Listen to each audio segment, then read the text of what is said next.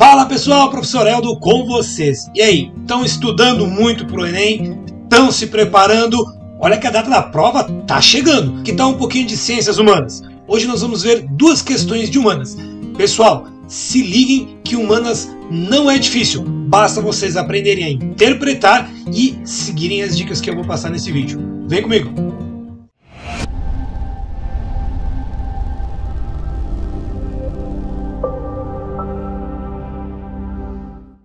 Fala pessoal, professor Eldo com vocês. Eu estou aqui no painel do Foco Escola para trabalharmos com as questões de humanas do vestibular de 2019. Hoje nós vamos responder duas questões e entender por que elas têm aquela resposta, ok? Então vamos lá.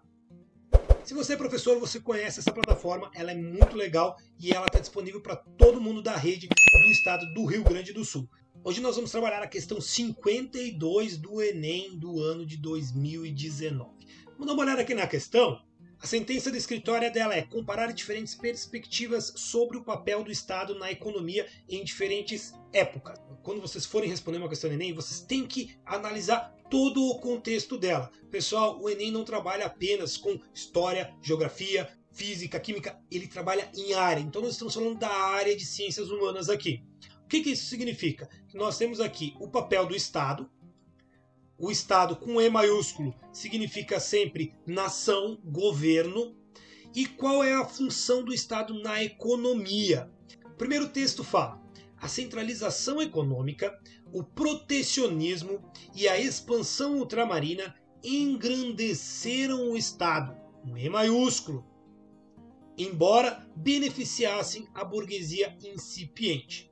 Quando vocês terminaram de ler o texto, tem as letrinhas menores embaixo. Leiam sempre isso, preste atenção. O que é importante a gente entender aqui, o mercantilismo. Então a gente sabe que esse texto está falando sobre o mercantilismo. Apesar de que vocês já deveriam ter entendido isso por vermos sobre expansão ultramarina. Estamos falando da expansão em que os europeus começam a ganhar o mar, começam a se expandir para o Oceano Atlântico.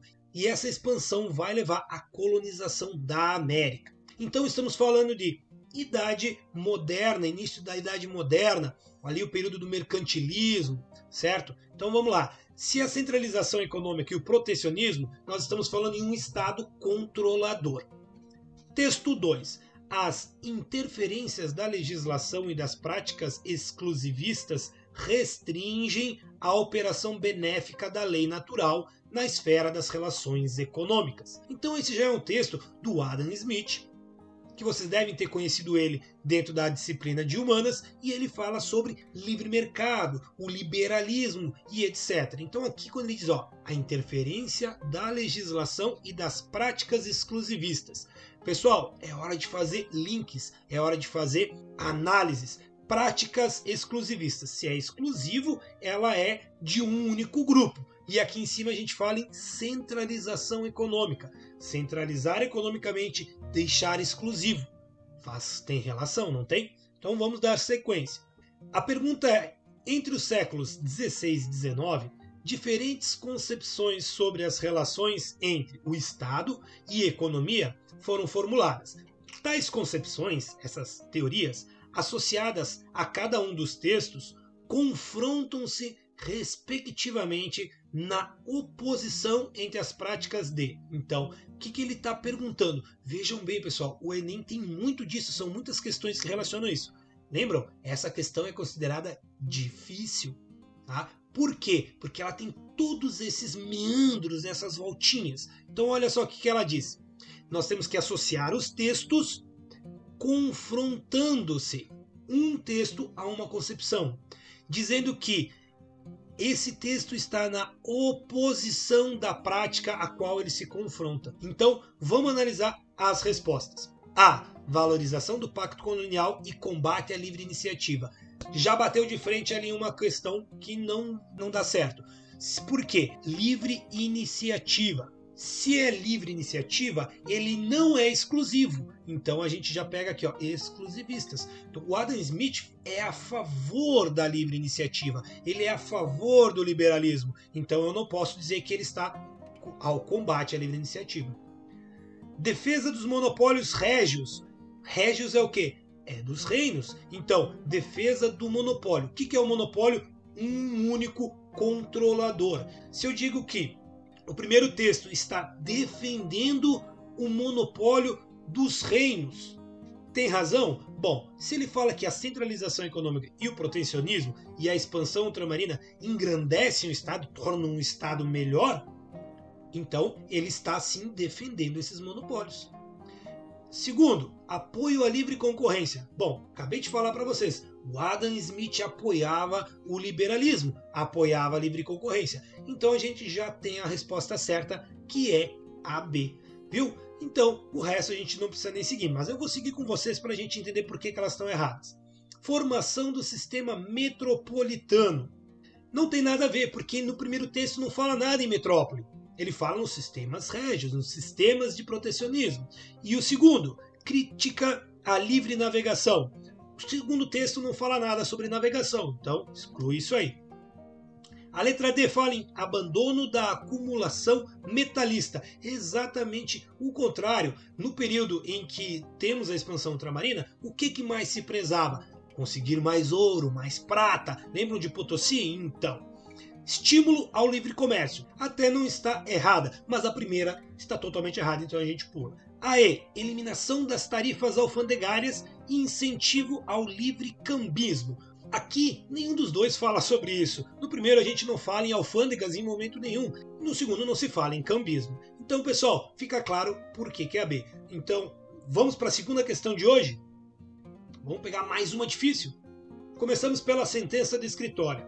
Reconhecer diferentes concepções acerca do conceito de hospitalidade no contexto migratório contemporâneo. Estamos falando de uma questão aqui que é muito de sociologia, geografia. Eu quero que vocês prestem atenção que a maioria dos alunos respondeu a A.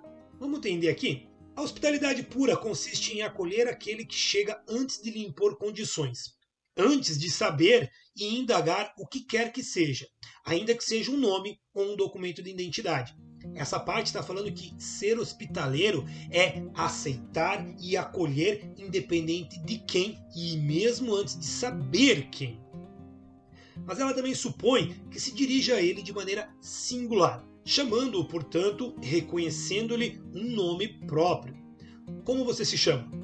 A hospitalidade consiste em fazer tudo para se dirigir ao outro, em lhe conceder até mesmo perguntar seu nome, evitando que essa pergunta se torne uma condição, um inquérito policial, um fichamento ou um simples controle das fronteiras.